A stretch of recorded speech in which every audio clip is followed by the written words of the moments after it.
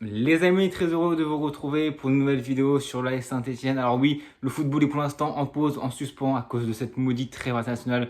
Tout le monde s'en fout. Évidemment, il y aura les débriefs de la France, peut-être d'autres nations. En tout cas, moi j'en profite parce que là je tourne la vidéo. Le mercato vient de se terminer il y a quelques heures. Et je me suis dit, voilà, faire un débrief mercato sur le Real Madrid et le 11 probable n'aura pas de sens parce qu'on a recruté que Hendrix, que Mbappé. Il n'y a pas eu de gros départs majeurs à part Kroos.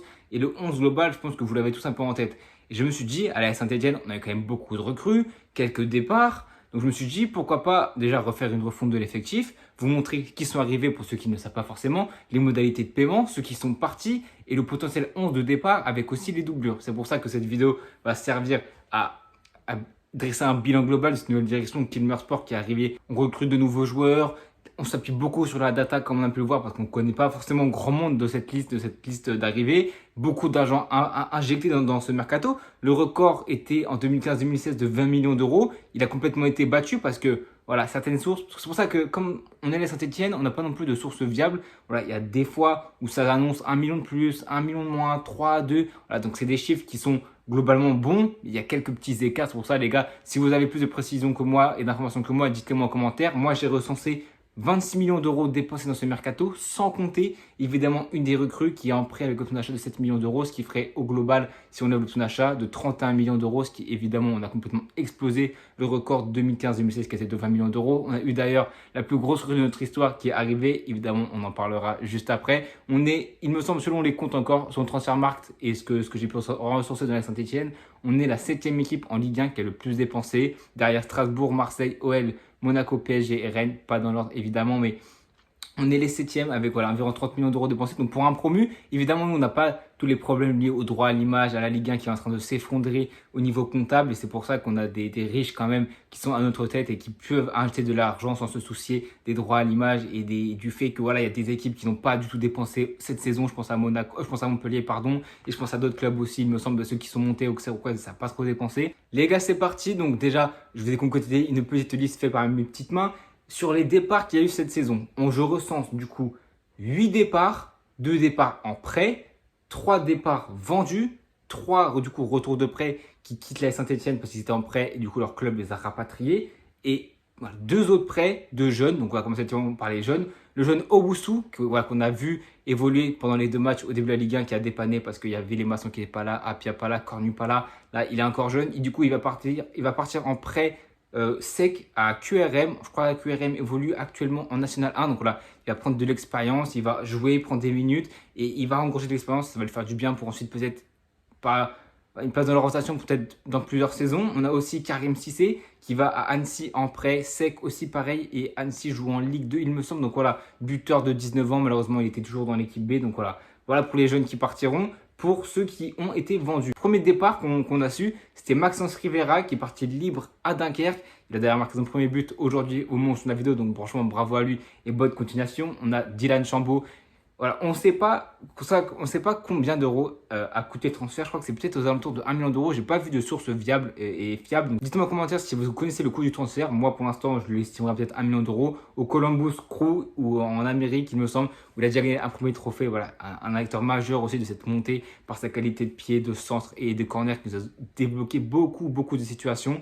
Et bonne continuation à lui. On a du coup aussi Etienne Green qui a été vendu. Pareil, le prix, on ne le connaît pas. Peut-être que c'est juste moi qui n'ai pas eu les bonnes informations. Donc pour ça, les gars, dites-moi en commentaire. Il est parti à Burnley, du coup, qui est descendu de PL en 2e division anglaise. Est-ce qu'il va faire son trou là-bas pour être titulaire? Bonne chance à lui. Il nous a aussi rendu de bons et loyaux services. Pour les 2 joueurs qui sont partis en prêt, du coup, c'est Mahmoud Bentaïg qui est parti en prêt sec à Zamalek, il me semble, une équipe égyptienne. Donc ça va être un petit peu compliqué parce que son poste côté gauche, il y a déjà, du coup, on a rajouté Cornu. Il y a, je regrette, il est arrivé plus tard, mais là, il y a Cornu. Il y a aussi, du coup, un maçon qui peut se glisser à gauche. Donc voilà, je pense pas qu'en plus, il était dans les plans de Dalloglio. Il y a aussi, du coup, bon, j'aurais pu le mettre avec les jeunes, mais Darling Blady qui est parti en prêt à Bourg-en-Bresse, qui, je crois, évolue en National 1 ou en National 1, il me semble. Voilà, il est parti en prêt. Et évidemment, il me semble, les 3 joueurs qui étaient qu'une équipe nous a prêté et du coup qui est reparti.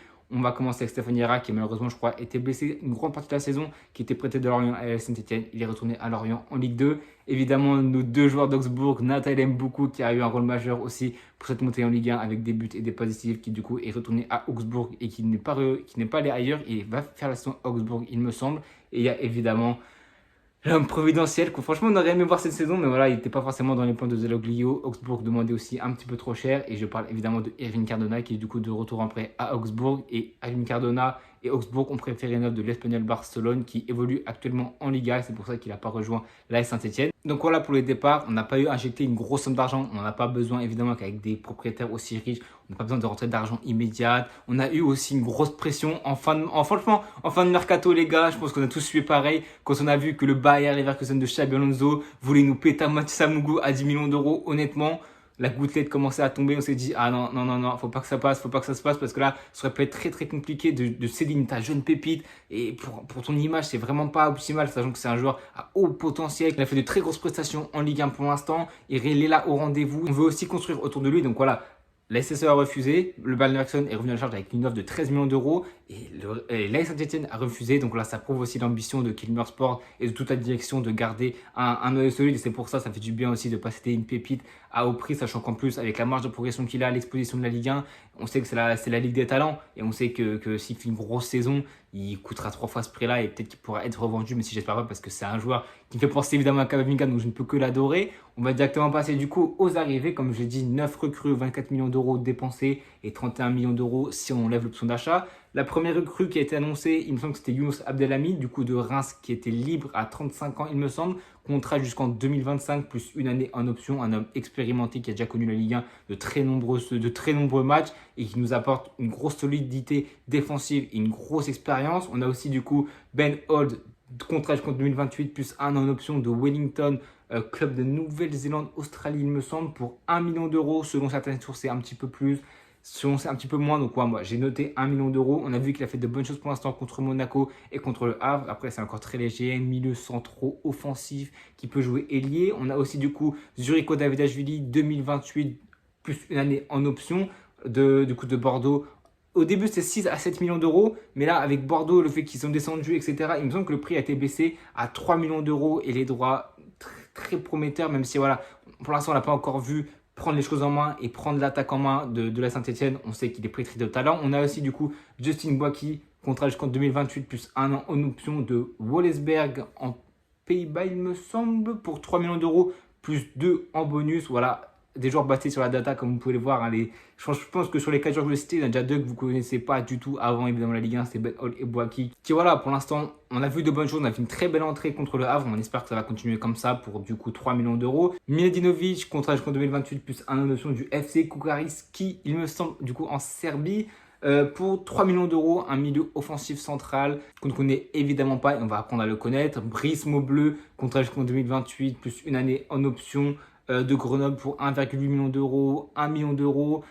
Selon certaines sources, donc voilà, c'est pour ça qu'il y a des chiffres où c'est un petit peu plus du environ, on est moins certain des vraies sommes réelles, qui va du coup seconder Larsonneur, un gardien expérimenté de Ligue 2. On a aussi Pierre Cornu, contrat jusqu'en 2026, plus une année en option, du Maccabi Haïfa pour 1 million d'euros, 100 000 il me semble, dans les alentours en tant que défenseur gauche, pour sûrement jouer titulaire. Il y a aussi du coup en dernière minute qui s'est fait aujourd'hui, Pierre Ekwa, contrat jusqu'en 2028, plus une année en option de Sunderland, prêt à option d'achat de 7 millions d'euros. C'est de lui que je parle depuis tout à l'heure. Donc on verra si le prêt va être levé, s'il fait une grosse saison avec les Saint-Etienne, même si je ne doute pas qu'il fasse une très belle saison. Et pour terminer avec les arrivées, on a la venue de Lucas Tazin, contrat jusqu'en 2028, plus une année en option de Westerlo pour 10 millions d'euros, qui devient, peut-être un petit peu plus avec des bonus, qui devient la recrue la plus chère de l'histoire de la Saint-Etienne. Après, il me semble, c'était Luis Diony. Je ne sais pas si vous avez remarqué un truc depuis tout à l'heure.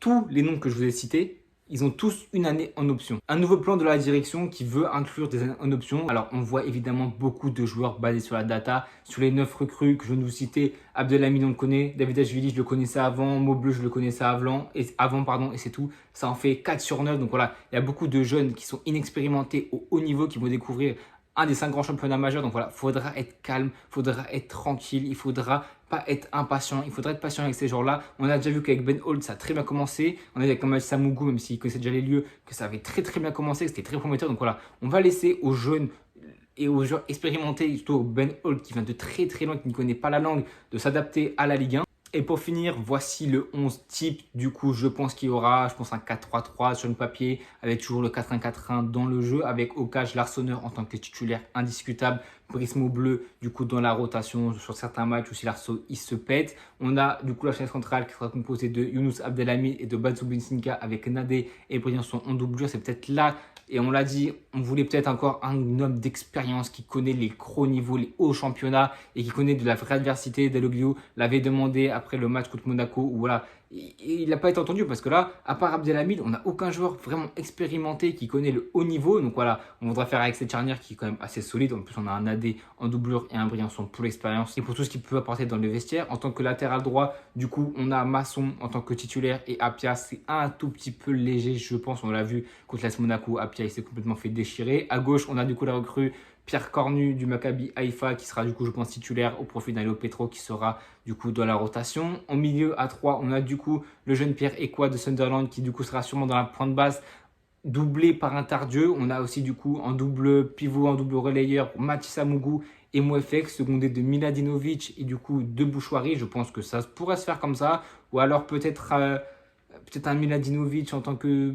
milieu avancé. On ne sait pas comment Deloglio va coulisser ça, mais en tout cas, j'espère que ça va très bien marcher. Du coup, un Ben Holt qui devrait être titulaire à gauche, alors qu'on a vu que pour l'instant, il a joué beaucoup au cœur du jeu, donc on verra s'il va être décalé à gauche. Pas du tout une compo probable, c'est une compo que j'ai trouvée sur Twitter, je crois que c'est Aoshist qui l'a mis, et je la trouvais très pertinente, c'est pour ça que je me suis permis de la sélectionner. Et du coup, un Ben Holt qui sera secondé et dans la rotation avec un Cafaro, ça va beaucoup permuter et ça a beaucoup évolué au fil de la saison, je pense. À droite, évidemment, Davidashvili, secondé par Bouaki. Ça peut aussi évoluer. On a vu que Bouaki en sortie de banc, il avait été très très intéressant contre le Havre. Et en tant que numéro 9, on a Stasine, 19 ans. En tant que titulaire, honnêtement, ça me paraît un tout petit peu jeune quand même. Du coup, doublé de Sissoko et de Wadji qui s'est encore pété. Stasine, ça m'a l'air un petit peu jeune, il a que 18 ans. Alors certes, il sort d'une grosse saison la saison dernière où je crois qu'il a mis 9 buts, où il a mis 2-3 passes décisives. Il sort aussi d'une saison encore avant en D2 belge où il avait mis 15 buts il me semble. À cette saison, il a fait 5 matchs, je crois que c'est 3 buts, 2 passes D, donc il commence très bien la saison. Et c'est pour ça que du coup, prochain match, c'est du coup, au moment où je tourne la vidéo, le match est déjà joué, c'était contre Brest. Au moment où je tourne la vidéo, on n'a toujours pas le groupe parce que aussi peut-être que Deloglio, il y avait encore des instances comme quoi Bouchoirie pourrait peut-être partir à Gérone au début du mercato. Est-ce que certains joueurs pourront être dans la liste directement? Je pense à Stasine, puisqu'il est déjà prêt à jouer avec Westerlo. Je pense aussi à Cornu, à ce qui paraît, il devrait être dedans. Miladinovic, il est déjà avec la nationale. Est-ce qu'il sera prêt enfin? Mouefek, est-ce qu'il du coup il sera remis de blessure? Est-ce que Ekwa, il sera directement, même s'il a déjà joué, il me semble, avec Sunderland au début de la saison, il me semble. Est-ce qu'il sera dans le groupe? Beaucoup de questions qui pour l'instant.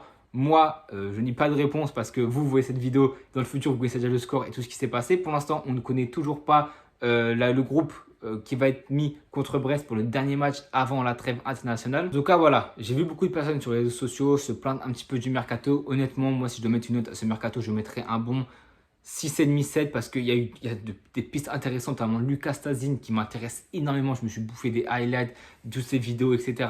Ça m'intéresse énormément parce qu'il a un gros potentiel. On l'achète 10 millions d'euros. Il y aura beaucoup d'attentes sur lui, même s'il a que 19 ans. Il devrait essayer de supporter la pression dans un nouveau championnat. Mais je pense que c'est un joueur pépite comme ça, un joueur fantastique qui peut nous apporter tout comme Pierre Ekwa, qui peut apporter aussi, même s'il est jeune, une expérience en UEFL Championship. Voilà, Sunderland, qui joue 40 matchs avec Sunderland, quasiment tous en tant que titulaire, c'est quand même pas rien. Je pense qu'en Ligue 1, il pourra s'adapter. Je pense aussi évidemment à l'avènement et à l'éclosion de Mathis Amougou dans ce milieu de terrain. Est-ce qu'en relayeur, est-ce qu'en défensif, on a vu des brives et on a vu des choses qui étaient magnifiques à voir. Pourquoi je mets une note de 6,5, 7 et pas un 8 ou un 9? Parce que je suis d'accord avec Deloglio. Pour moi, il manque des joueurs d'expérience, des joueurs, je parle pas des joueurs de 30 ans, 31 ans, je parle même pas, juste des joueurs de 25, 26, 27 ans qui ont déjà l'habitude du haut niveau. On aurait pu, il y a eu beaucoup de pistes à évoquer, notamment latéral gauche, il y a eu Fadé Balo Touré, il me semble. On a préféré Cornu. En attaque, à la fin, il y avait du Patson Daka, Mohamed Bamba que j'avais pisté au tout début, voilà, toute fin de saison, au tout début du mercato, j'avais dit ça aurait pu être pas mal. Il y a eu beaucoup de pistes qui ont été intéressantes. Malheureusement, pas toutes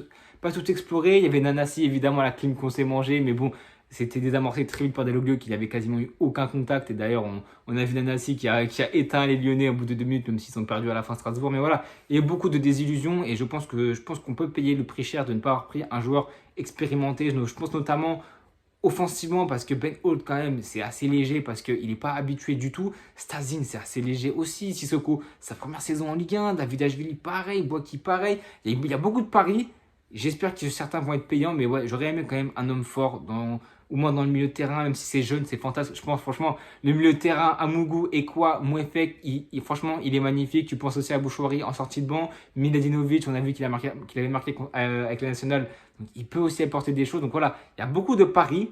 Il y a beaucoup de choses très prometteuses qui donnent envie à voir. Maintenant, est-ce que les paris vont payer? Franchement, je l'espère. J'espère déjà qu'on va se maintenir. Ça, c'est la mission principale et c'est la mission qui est adoptée et qui est dite dès le début de saison. C'est le maintien et les joueurs sont au courant. Maintenant aussi, on a eu un très mauvais début de saison avec Monaco. On a fait un beau match dans le jeu. Malheureusement, on n'a pas été récompensé par une défaite 1-0 et on a manqué cruellement d'allant offensif et de finition.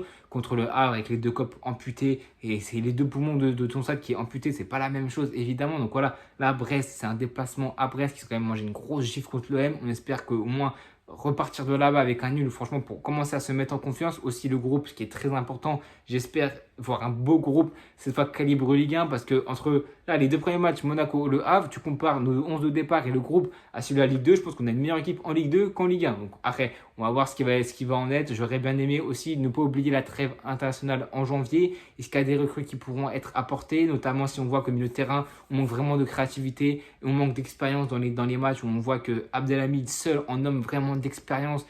Je pense que c'est assez léger. En tout cas, beaucoup de questions qui vont avoir des réponses tout le long de cette saison. Les gars, si vous avez apprécié cette vidéo, n'hésitez pas à la liker, à la partager, à la commenter. Dites-moi en commentaire, vous donnez une note de combien à ce mercato? Moi, je l'ai dit 6,5, 7. Il y a beaucoup de paris vraiment intéressants, bien sentis, bien ferrés, notamment basés par de la data. Donc, on ne connaît pas évidemment tous les profils des joueurs et leur réel niveau. J'espère que Dalloglio a eu son mot à dire dans les décisions et les choix que les joueurs. Je pense que Dalloglio a dû dire à la direction et à ceux qui gèrent la data, je veux un joueur typique profil comme ça, et ils sont allés le chercher. Mais voilà, il y a beaucoup de paris en suspens, beaucoup de paris qui pourront décevoir. En tout cas, on attend cette saison et avec impatience, on espère le maintien au bout. En tout cas, les gars, n'hésitez pas à vous abonner, à liker, à partager si le contenu vous a plu.